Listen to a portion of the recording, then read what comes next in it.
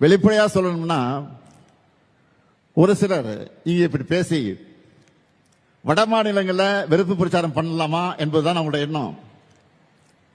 தமிழ்நாடு வந்த உள்துறை அமைச்சர் அவதூறு மட்டும் பரப்பிட்டு போகல, ஒரு நல்ல காரியத்தையும் பண்ணிட்டு போயிருக்காரு.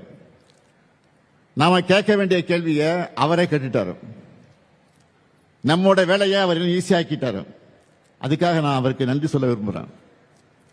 தமிழ்நாட்டில் மோடி ஆட்சி அமையணுமா வேணாமான்னு மக்களை பார்த்து அமித்ஷா கேட்டிருக்காரு.